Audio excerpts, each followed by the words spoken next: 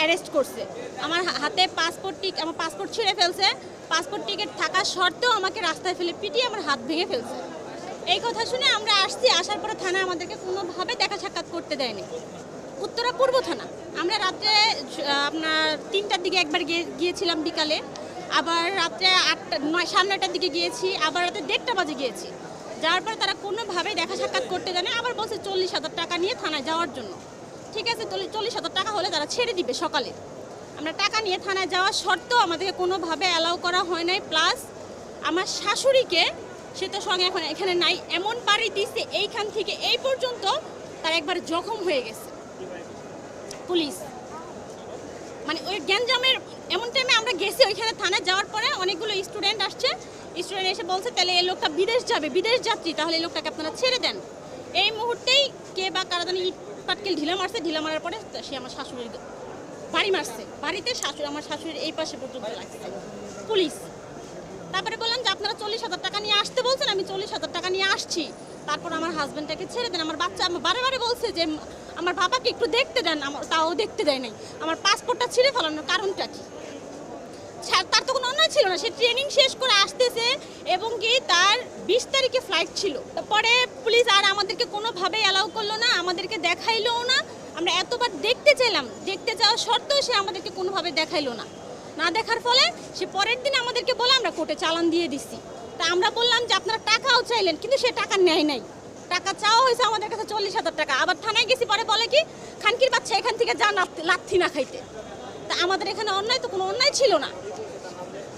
তার নাম হচ্ছে আপনার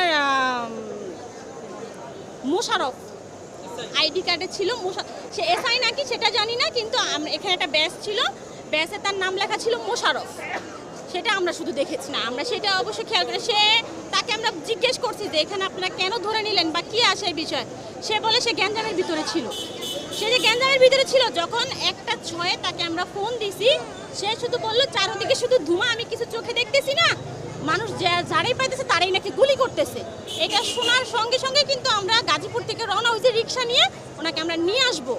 সে নাকি ওইখানে দাঁড়াই ছিল, থানার সামনে দিয়ে আসতেছিল গোলাগুলি দেখে থানার সামনে সে দাঁড়ায় ছিল, যে থানার সামনে দিয়ে গেলে আমি হয়তো বা সেফলি যেতে পারবো।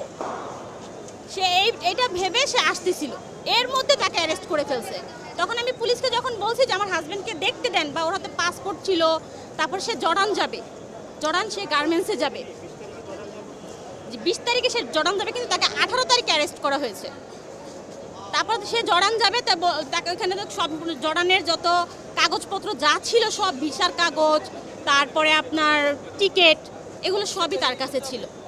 অফিসের ট্রেনিং না, অফিস থেকে এখান থেকে হামিম গ্রুপে সে এখন চাকরিধীন আছে, এইখান থেকে সে ওইখানে সুপারভাইজার হিসাবে জয়েন করবে আর কি, এজন্য সে জর্ডান যাবে। আমার এই বাচ্চাটা হসপিটালে ছিল ওই দিন, আমি হাতে ক্যানেলা সহ আমি তাদের কাছে গেছি, তারপরও তারা আমার কোনো কথাই শুনতে চেষ্টা করে নাই। দৈনিক 5,000 টাকার ওষুধ লাগে, আমি ওনাদেরকে কাগজপত্র পর্যন্ত দেখাইলাম যে দেখেন আমার এই বাচ্চাটা, ওর বাবা যদি ভিতরে থাকে তাহলে আমি কিভাবে আর চিকিৎসা করব। একটা মাস ডাক্তার আমাকে দিয়েছে প্রত্যেকটা ইঞ্জেকশন 4200 টাকা।